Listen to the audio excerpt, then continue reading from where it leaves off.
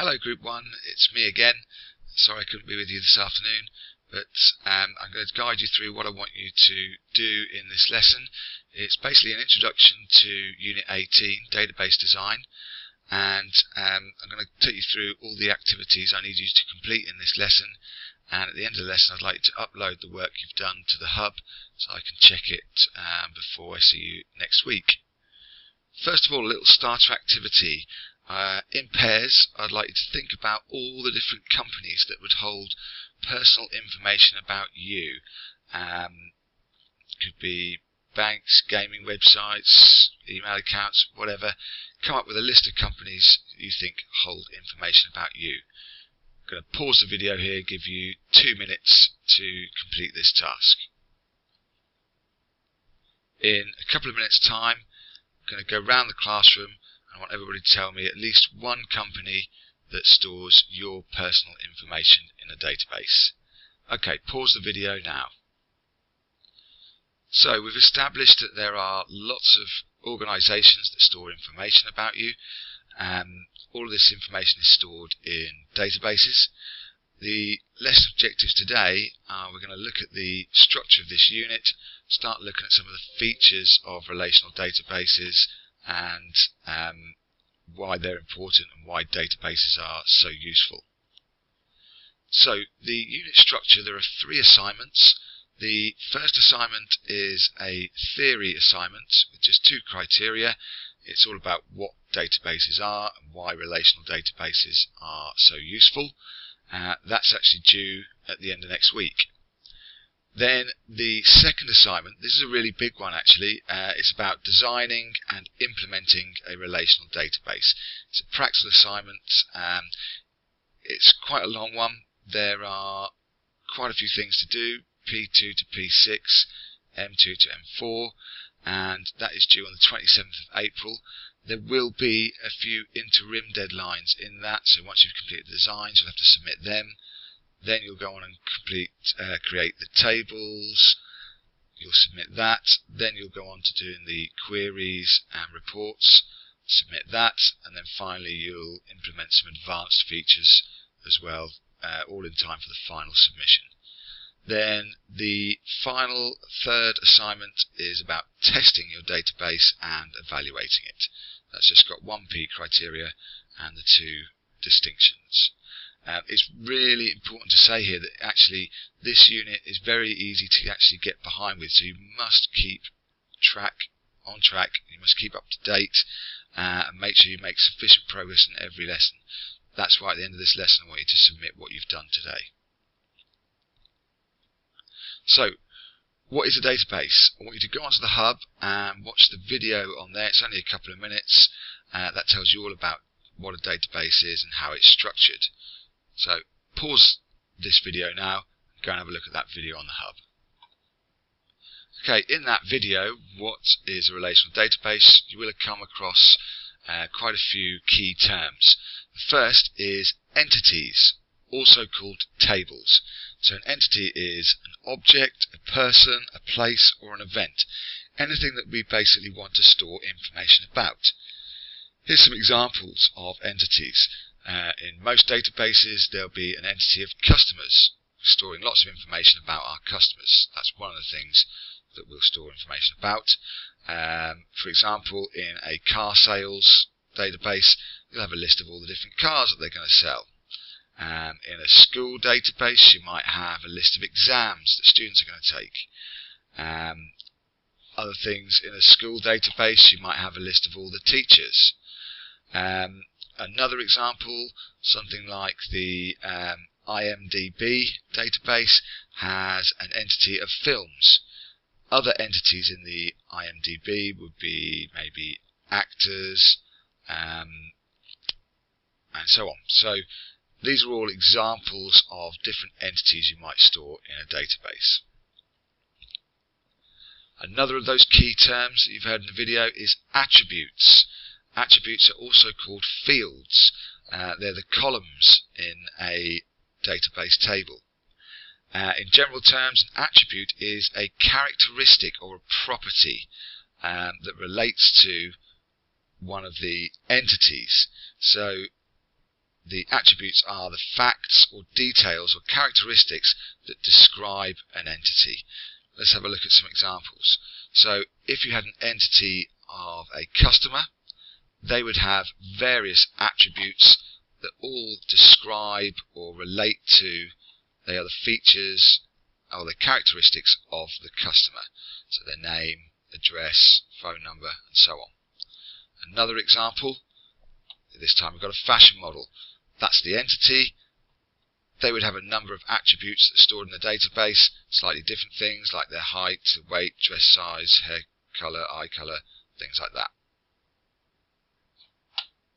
So your first activity, you've got to identify some entities and attributes. You've got 15 minutes to do this, and at the end I want you to feed back to the class what you've found. So in pairs, you're going to think of an organisation that would use a database. It could be anything from a school, hospital, doctor's surgery, a library, Amazon, anything, Tesco's, anything that's going to store information. When you think about this, what you need to do first of all is identify what entities the database would have. What are the things, the people, places, events or objects that you would store information about. Then you've got to think about, for each of those entities you've identified, you've got to think about what are the attributes of the entity. So what are all the details, the specific pieces of information that relate to and describe or give details about the entity. So here's an example. We've got Andy's Autos, which is some kind of mechanics or garage. In their database, they've got stock items, so they've got an entity that stores details of all their stock. They've got the entity of customer, that stores all the details about their customers, and they've got another entity called supplier, so that's details of all the supplier. So stock, customer, and supplier are three of their entities in the database, and for each of those entities, we've identified a number of attributes. So for stock, you've got the parts number, the description, and the name. The customer entity has a number of attributes: their customer ID, their title, first name, last name, address, could have phone number, email address, date of birth, lots of other things, for example. And then the supplier, that entity has a number of attributes such as the supplier ID, their name, their address, phone number, and so on. So you need to think of an organisation that would have a database. First of all, identify 3 or 4 entities, and then just identify what the attributes of those entities are. Create a Word document and list them just like they're shown here in the example, and then in 15 minutes you're going to feed back to the class and say what entities and attributes you've identified for the organisation. So pause here and complete that task. This is a really useful skill whenever you're trying to design a database. It's the first stage of database design, identifying your entities and attributes. Hopefully you managed to do that and you came up with a number of entities and attributes for whatever organisation you picked. You've also listened to what each of the other pairs have done, so hopefully you've got a really good idea now of the types of things that would be entities and the details that would be the attributes of those entities. So, assignment 1. What we need to do now is download the assignment brief. It's on the hub.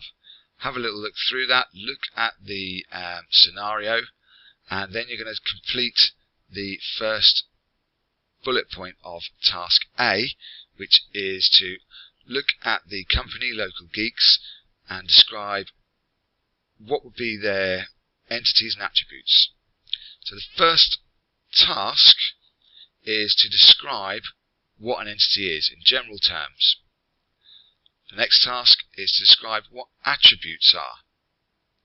Then you're going to look at the Local Geeks scenario, think about their database, what are the entities and attributes that would be used in their database. You can lay it out like the example you did earlier or on the previous slide.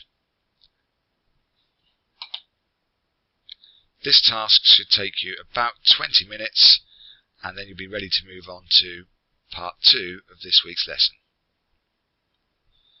So, part 2 of the lesson.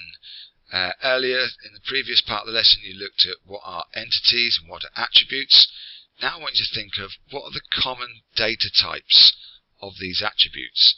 So for example, if you had a name, that would be a text data type.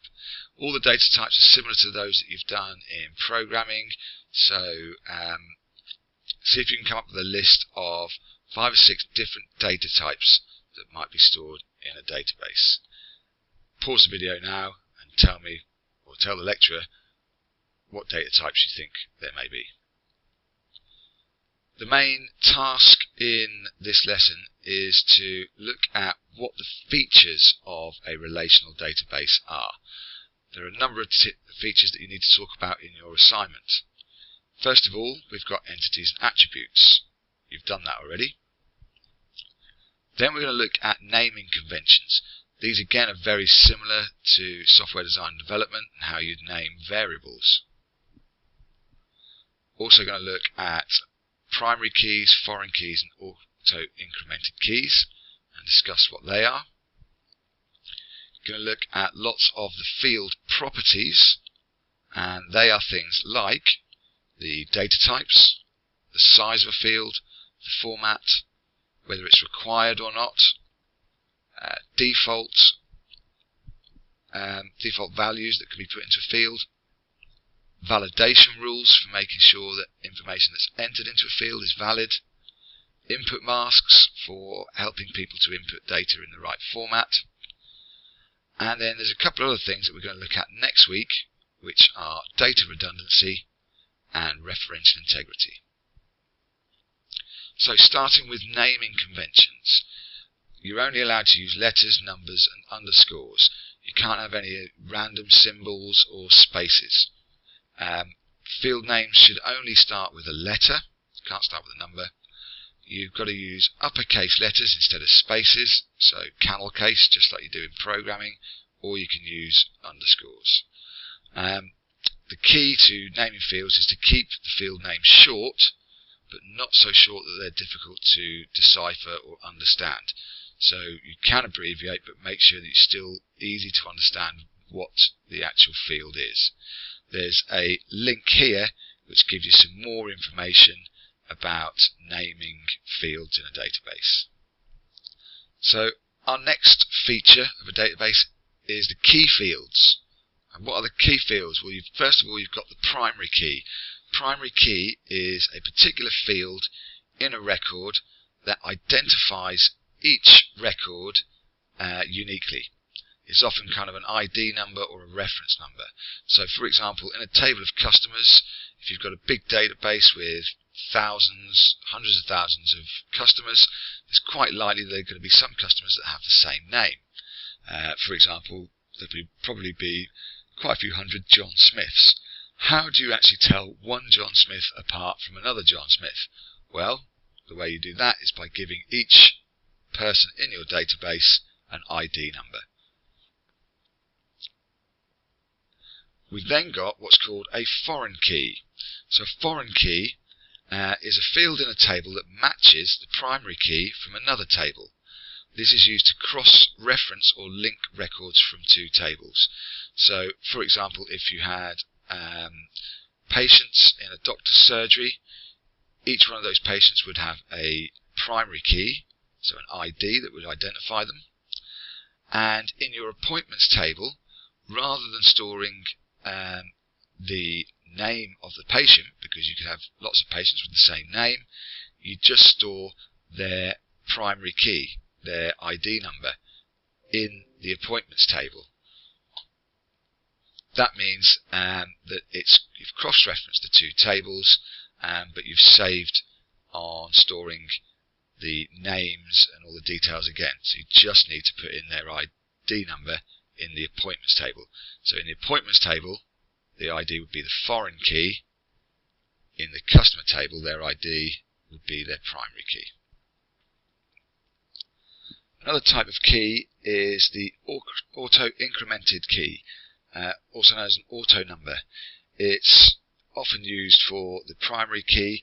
Basically, it just assigns a new number to every new record that's entered into the database. So the first customer that you enter will be customer 1, the next one will be 2, the next one will be 3, and so on.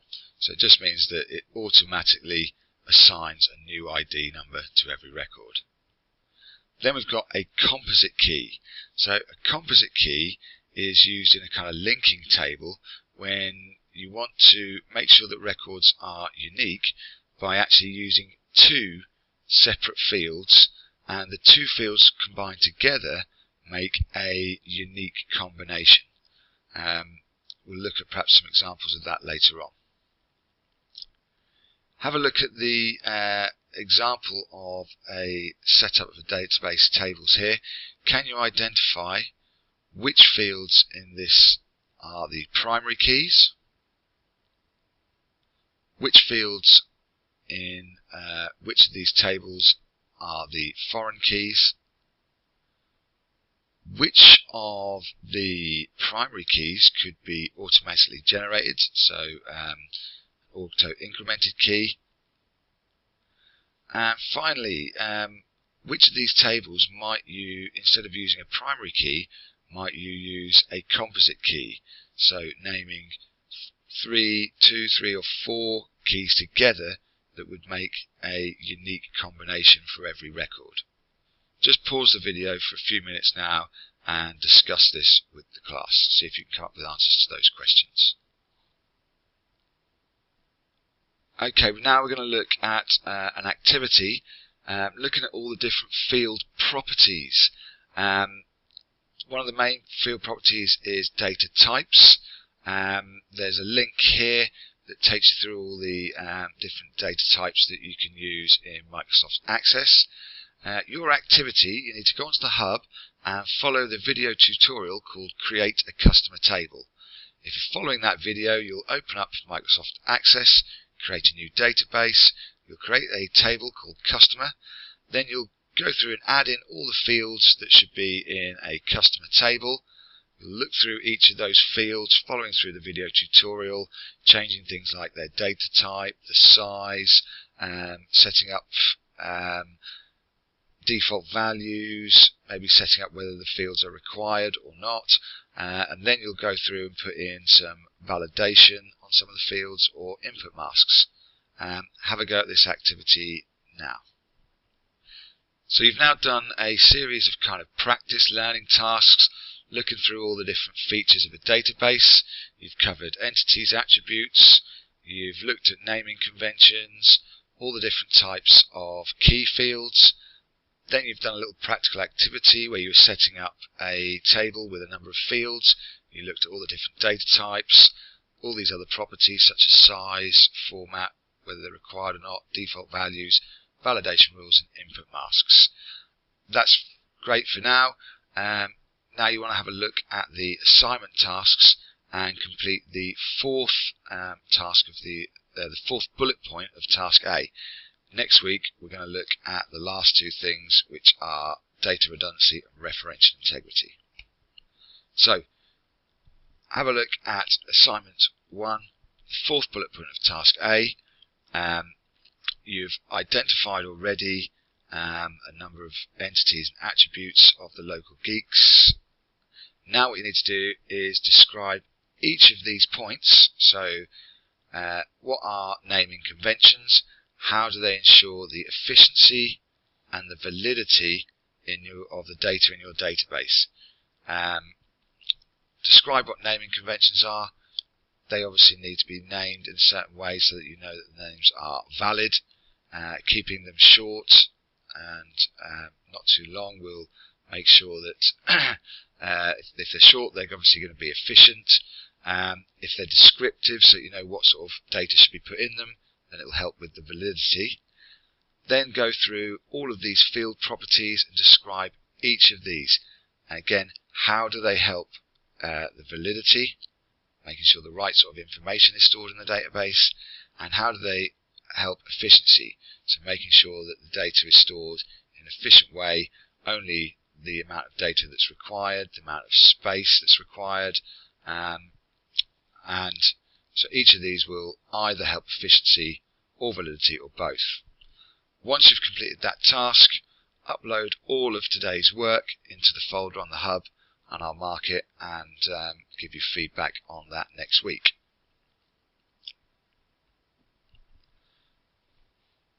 Final thing is a little bit of homework for this week.